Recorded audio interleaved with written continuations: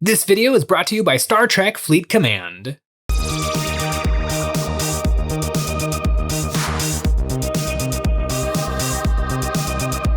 Hey guys, Jay here. Welcome to Models Memories Weekly, episode 171. Models Memories is a show about nothing and is filmed in front of a live studio audience. This is a show where I talk about my painting, modeling, and working experiences from the week. Now you might be thinking to yourself, Jay, you put out 3 videos a week. Ow! Could I possibly have more to say? Well, I do, and here goes. This week, Games Workshop came out with a new model for Necromunda Hive Secundus Nuts. I can't believe it's not a brood lord. Some new swag in the form of pins and plushies, actually magnets in plushies. And we got the biggest shakeup in the history of Warhammer 40,000. But first, Star Trek Fleet Command is a huge 4X MMO game that is available for both desktop and mobile play. Gather the galaxy's resources to your disposal, negotiate for strong alliances to back you up, and engage in strategic battles with other players from all around the world. Crew the legendary ships from the Star Trek universe with the most iconic crews from over 50 years of Star Trek history. As an added bonus, new players will receive rewards for 7 days for logging on and playing the game, including the Romulan Captain Nero, a free officer. Right now, there is an all-new event featuring missions from the Mirror universe. Unleash the power of this universe with all-new characters like the devilishly handsome Mirror Picard and the terrifying Mirror Borg Data. I love seeing all the characters I know from the next generation here and being able to have them fight in epic ship-to-ship battles. Use the promo code BOOST to receive a free beginner content pack to help you get started building ships and diving into the galaxy. Follow the link in the description to start playing Star Trek Fleet Command today. Looking at the big bad for Necromunda, we have the Male Strain Alpha. Now the Male Strain Alpha, you might think it is the patriarch of this gene stealer cult, but it actually isn't. It's more like a lieutenant. And so there must be one more big bad out there that we haven't seen yet for the Underhive. But this guy, he looks like a big bad. I love his one humongous fist. It's like things that are asymmetrical, but also like a living creature is really, really creepy. And this guy, like that one, the fist is as big as he is. One could almost call it a power fist, but he is gorgeous with his little buggy claws and his weird carapace that's like growing antlers out of it. And he might look like he's not particularly like practical for the crushed and like limited space available in Hive Secundus, but actually it says that he is able to manipulate his body so that he can kind of slip through cracks, kind of like an octopus. He doesn't look like he can do that, but it must be like instantaneous morphing where he can just, even though he's made out of like hard armor, he can become soft and squishy and just flubber his way through the smallest of cracks. It's really, really cool. I love this model. I've loved all the models they've shown off for the next series of Necromunda. Necromunda is just so much fun. I was looking at playing some of the Necromunda video games. I'm playing a lot of Space Hulk, and so it's put me in the mood for 40k video games. And a lot of the Necromunda ones, they look pretty good, but I'm too old. I'm too old to learn modern video games. I just look at them and I can't tell what's happening or what buttons I should click on. And then I try to look up YouTube videos to help me, but the YouTube videos are all like strategy and how to be good at the game. And I need tutorials that are like, here's what buttons to press, because I can't figure it out. I think it's called Necromunda Underhive Wars. It's like the first person shooter one. I literally couldn't figure out the menu. It's an interactive menu, like you're walking around and talking to people, and I couldn't figure out what characters I was supposed to talk to start the missions. But anyway, Necromunda. Maybe I should just play Necromunda on the tabletop and leave the video games for other people.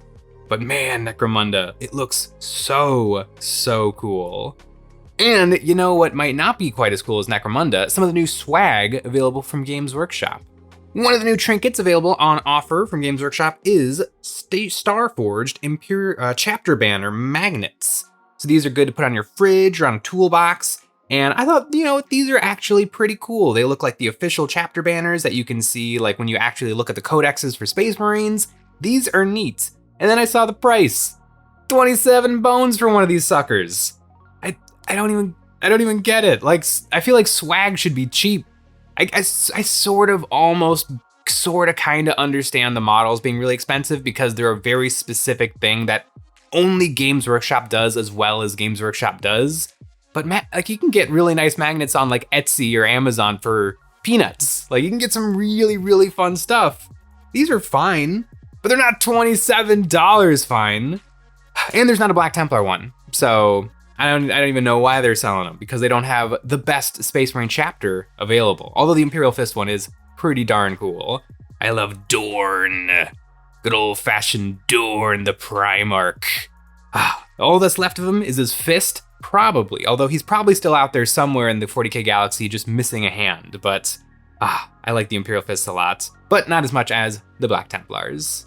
The pins are fine, but one thing that might be a little bit more interesting than the pins is the new plushies. Games Workshop has done a pretty good job with plush toys in the past, except for maybe the holiday plushie where they had the Christmas squig that got recalled because apparently the little tassels could fall off. Although, really, I think these plush toys are aimed at adults, so probably don't have to worry necessarily about choking hazards. I kind of wish I got one of those Christmas plushies, but the new ones are very cool. I think the best one is the Watcher in the Dark with the venerated Space Marine helmet. I feel like it's really good compared to the other ones. Like, you get a whole guy, you essentially get a Jawa from Star Wars, and you get a Space Marine helmet, and you get little Space Marine boots, which also makes you wonder, like, what are the Watchers in the Dark? Because he has little Space Marine boots. Like, is there what's the little guy under there? What does he look like? What is he, just like a little friend? How does he fit into the whole, like, Dark Angels Fallen history of, like, what spooky weirdness is going on with their chapter? Is it just a little fella? Is Danny DeVito under there just palling around with the Space Marines? I don't know, but it makes for a really, really cute plush toy. And then we got a Tyrannid, we got a little Ripper Swarm. He's pretty good. I do like his teeth a lot. He's really fun. He's a little weird. I think it's because he kind of looks like a gourd. Or he looks like some sort of a pumpkin. He kind of curls up, and it's a little bit of a weird look. I almost wish he curved down, like the actual miniatures in the game, but he is really, really cute. Oh, and his widow tongue sticking out. Just like all the Ripper Swarms, they all have their tongue sticking out in the actual miniatures. Then, I said that the Watcher in the Dark was my favorite, and I think he is, but I gotta give some love to Sassy Nurgling. They actually made Sassy Nurgling a plush toy. Like, I think they had a regular Nurgling before, but we all love Sassy Nurgling. I think, what model does Sassy Nurgling come in? He doesn't come in Mortarion. I think he comes in the Great Unclean one. So everybody who's bought a Great Unclean one, well, technically they're buying Sassy Nurgling, and he just comes with the Great Unclean one. It's a really, really cool miniature. It's a classic piece of Warhammer 40,000 history. There's a bunch of old, like, metal models that have, like, a certain memeness to them in 40k's catalog, but only a couple of things in the modern range of 40k have made it to, like, just meme status, and Sassy Nurgling is definitely one of those. Then we've got an endless spell, the Skull Ball, which I don't want to say it's bad. It's very good. It does look kind of generic though. Like, if you don't know Age of Sigmar and you know the magic sphere that is got the little skull and the little points and kind of looks like something that would decorate a fish tank, but it's not, it's for Age of Sigmar, then this is really, really good. But other than that, I think most people would be like, oh yeah, is that like for D&D, or is that something that chases Mario around, or like they would get that it's from something nerdy, but I don't know if it screams Age of Sigmar. And then we got the Servo Skull. I want to like the Servo Skull a lot, but I think they cutified it too much and they didn't let it look that much like a skull. And so it kind of doesn't read as a servitor. Like, I would love a little servitor on the shelf, but it kind of just looks like a pancake with little robo feet and little dangly bits. Like, it's got the right parts to be a servo skull, but just it being so flat. If they gave it like a little bit of a bridge to the nose, a little bit of a forehead, they gave it like a little bit more accurate teeth. I get that it's probably a really hard balance between we want to have a cute plush toy and we want to have a lobotomized skull used as a camera that floats around the battlefield and gives information to like the head honchos of the Imperium. Like, there's probably an in-between there, and I don't think that this is it. He's fine, but he's not the Watcher in the Dark, and he's certainly not Sassy Nurgling. These guys are all very, very cute. I haven't gotten any of the Games Workshop swag. I'm probably because I just spent all my models, all my money on the actual miniatures, because the miniatures are expensive and I really like my Warhammer 40,000 armies, and I love playing Warhammer 40,000, and I have played so much 10th edition. I actually know 10th edition, I know 10th edition way better than I've known any previous edition of Warhammer 40,000. Started in 6th edition, then 7th edition came around, which was arguably the worst version of Warhammer 40,000, and then 8th was not bad, but I was in college, so I wasn't playing very much.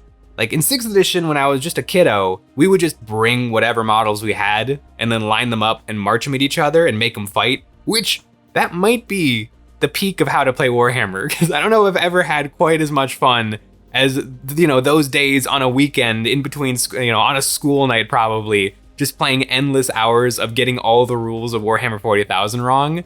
That is a really fun way to play 40k, but now I actually play it well, and I'm really plugged into what's going on in the actual like meta and the like crunch world of Warhammer 40,000. And Games Workshop hit us with the biggest shakeup, I think, in the history of Warhammer 40,000. Like, at least, you know, from 7th to 8th edition, there was a ton of change, but we've never had a change like this inside of an edition of Warhammer 40,000. I think 10th was already pretty good. It definitely had some teething problems and definitely had some issues, but it actually plays like a game.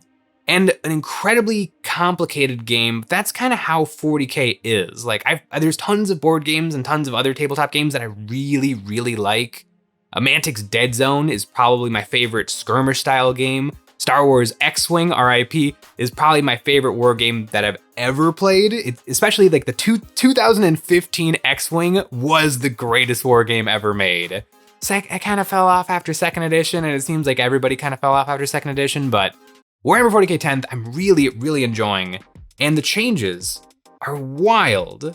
Out of the clear blue sky, we got a 33-page FAQ and errata, a 7-page balanced data slate to kind of help some of the underperforming factions, and a new mission deck. I've been enjoying the Leviathan mission deck, but I do appreciate a change, and I would love to see, like, basically just Leviathan, but tuned so that you don't end up in these situations where like the random mission pull super favors one person's army over the other person's army. And like sometimes you even get your army a little bit turned off if you have an early draw of like, I have to secure the enemy's deployment zone, I have to do the table quarters, and I have to have a model in the middle, and I'm going second. Meanwhile, your opponent gets like, hold the second, hold an objective marker in no man's land, and like another just it can definitely go off the rails really, really quick. So I'm excited for a new mission deck, and I'm excited to try out all of these changes. And they're big changes, but they're kind of just little tweaks. I think Games Workshop with 10th edition wrote themselves a pretty good set of rules where instead of big sweeping changes that change everything in a sentence, they're just little lever pulls that really help refine the game and get it into like a perfect place. One of the big changes is how command points work. Number one, you can't ever get more than 3 command points. Sean, I don't think he was getting more than 3 command points a turn, but it felt like he got so many command points because Lord Solar Leontis gives him 1, and then he gets 1 in mine, and then he gets 1 for his command phase. And so only 3, capped out at 3. And the way you can spend them has changed. Games Workshop made a little band-aid fix of if you want to reuse a stratagem, it can only be a battle tactic stratagem if you want to use it again in the same phase. Kind of super annoying because some armies had really good battle tactic stratagems, some armies didn't. You started to just ignore a lot of the stratagems that weren't battle tactic stratagems, which stinks because each army only gets 6. And unlike in 9th edition, I think 9th edition tried out stratagems, and they're fun and they work really well in 10th edition, but not the way 9th handled it. Because in 9th edition, you had like I think Tyrannid by the end of the edition had like 60 stratagems, and you really only cared about 3. You cared about the ones that give you like +1 to hit, +1 to wound, and like rending. Like there was, and a lot of the really cool, like flavorful rules that were part of your units to make them cool were locked behind being stratagems, but you would never spend your points on them because they were just better stratagems to use. Like there was a stratagem for Scarab Swarms. Scarab Swarms could spend 1 action point or could spend 1 command point to explode and do like mortal wounds to the enemy. really, really fun, flavorful stuff. You would never do that because it would be inefficient, but now, well, they don't get to explode now, but they have their own, everything has its own little rule that is connected to the unit, and you can usually make them a little bit better by using a stratagem, finding out how these 6 different stratagems work within your army and push and pull and make certain things better or certain things more survivable. I really like how stratagems work, and now, no longer, battle tactic stratagems aren't a thing anymore. You don't have to worry about what color they decided to print the command, the rule in, or what little title they have. The only thing that matters is you can't reuse a stratagem unless your rule specifically names the stratagem. So like the Gene Stealer explosives dude, his specifically says that she can reuse the grenade strat. So she can reuse grenade strat, but like Space Marine Captain can't if grenades have already been thrown this turn. So, but he can make a different stratagem free. Like it works really, really well. Now, instead of having just like Armor of Contempt and something else, he gets access to all 6 stratagems that he could use.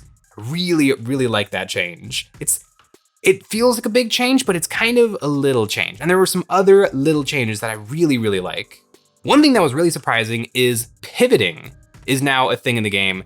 Vehicles have always been a little bit wonky, especially the way Games Workshop, they're a model company first. They make really cool miniatures. A Rhino is really easy to move in a game of Warhammer 40,000. A Dark Eldar Ravager is not. It sticks to everything. It's got all sorts of horns and pointy things, and it's like 7 inches long.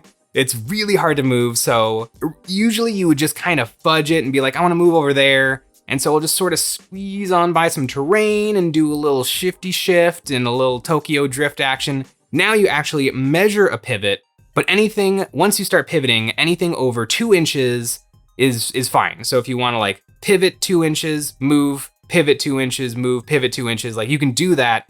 It just makes the game cleaner and a little bit better. It does feel finicky because like I have to do another thing, but you sort of don't. It sort of gives you the freedom to actually just move your big unit however you need to get it through the terrain, and it's now officially legally fine. Because before, there was always situations of like, me looking at Sean and being like, did your tank really move 10 inches? Because that looked really far. Now we can officially like measure and properly understand like, yes, that was a completely legal move by the book. I really like that change. And speaking of, I've been pooping on Sean a little bit because he beats me a lot in 40K, but Imperial Guard got a huge buff to their army and some nerfs, but the buffs I think way outweigh the nerfs. Imperial Guard was a faction that was definitely struggling a little bit, and they were sort of doing fine, but they had the lamest detachment rule in the game. They essentially had the indirect fire rule. They had, if your army holds still, it gets lethal hits. Nothing, if 40K is the most boring game in the world if you don't move. You have to move to get points and to capture objectives and to, interact with your opponent. Like nothing wants to hold still. And then of course, Imperial Guard also had all the indirect fire in the game, because that's just how Imperial Guard is, but indirect fire was super, super lame sauce. And this gets into the nerf for Imperial Guard and for all factions in 40K actually that have access to some indirect fire. Indirect fire now always fails to hit on a roll of a 1, 2, or 3. I think that is perfectly fair. Not just because indirect fire has blown up my Space Marines over and over and over, but indirect fire is so not fun to play against because you just park your tanks on the very edge of the board. You might as well not even put them on the board. You hide them someplace safe, and then every single turn you just point at anything you want to shoot at. And Games Workshop thought that they were being clever. It's like, well, if you're shooting indirect fire, then it's -1 to hit and your opponent gets cover. Well, they also wrote in that basically every single thing that can shoot indirect fire can find ways to ignore cover and get benefits to their hitting. And for Imperial Guard specifically, with Lord Solar Leontis and orders, they could actually get a +2 to hit, which sounds like it shouldn't be real, but rules as written, it actually could work. So you could have Basilisks shooting their awesome Earthshaker cannon, hitting on 2s, rerolling 1s, indirect fire. It was horrible. And so instead of just nerfing the Basilisk tank into oblivion, if you're firing indirectly, always fail on a 1, 2, or 3. I think that that's really good, and it might make that vehicle into not just like a field ordnance battery or a stationary gun. You're probably gonna use it as a normal tank. Drive it around, try to shoot like in a real way with line of sight. And then indirect fire is just a little trick up your sleeve for that tank, but you're probably no longer just going to be parked in the very corner of the board, never interacting with the game, and then just blowing up whatever you want. I really like that change. And speaking of changes, so Guard no longer have to hold still to get lethal hits. Now, if you're a regiment unit, a trooper, then you get sustained hits or you get lethal hits against any other like infantry unit, anything that's not a monster or a vehicle, which is what they want to shoot at. So essentially, they just will always get that benefit. And for squadrons, vehicles, they get lethal hits if they're firing at monsters or vehicles, which is probably what they want to be shooting at. I think this works really well, and I actually appreciate that it's not just an army-wide lethal hits, because if a squadron unit, a tank, wants to shoot at infantry, which it probably shouldn't, it actually won't get the benefit. And if a trooper unit wants to shoot at a vehicle, which they probably don't but sometimes will, they won't get the benefit. So I do like that there's a little bit of give and take within this rule, and it opens up Imperial Guard to not having to only hold still. I am really excited to see what Sean comes up with now with these changes and with some of the changes to the actual like points increasing and decreasing for Imperial Guard. I think this is a really good change. In my opinion, we're about a year, actually we're almost exactly a year into Warhammer 40k 10th edition, and the factions that have codexes and have a bunch of special stuff are really, really fun to play. And all of the regular old index stuff is getting a little boring. Like, you know, poor Leagues of Votann, poor Imperial Guard, they've been working with the same exact detachment and army ability for the entire edition of Warhammer 40k, essentially playing the same list over and over and over. Detachments are really fun because depending on which detachment you take, you might super alter your list and playstyle. Really fun for Space Marines who get like 19 different detachments to play with. Drukhari were so bad at the launch of 10th edition that Games Workshop actually wrote us a new detachment, and it's so much fun. I think it's called Sky Spear Raiders. Like, it completely changed my Drukhari list. It's really fun to have options and have things that can change a playstyle. So I think as like if Games Workshop wanted to be really nice to us, they should just give everything that doesn't have a codex yet, just give them a free detachment. Have the interns work it out, come up with a little something something for everybody. Like, you know, people playing Leagues of Votann right now, probably just, there's just one detachment, there's one army ability. And Games Workshop even didn't quite get the army rule right, because you can declare some units to have grudge tokens on them at the start of the game. And then Games Workshop's like, oh, that's not strong enough. So now you get to pick like half of their army to start the game with grudge tokens. And that's like a super band-aid fix to try to make Votann playable. Just give them a new detachment. It seems like they kind of get this. They know that this is kind of a little bit of a problem, because I think Age of Sigmar 4th edition is launching with multiple detachments available for everything that are getting index rules. So I think even Games Workshop is slightly aware that, you know, as much as we love codexes, we don't, but we want more ways to play. And if you can give us more ways to play, we'll play more. It's as simple as that. I am in love with all of the changes. I think every single one of them is a banger and just makes the game better. If I had it to have one criticism, I would say it's so lame. It's so lame that we essentially have digital rules, but Games Workshop is pretending we don't.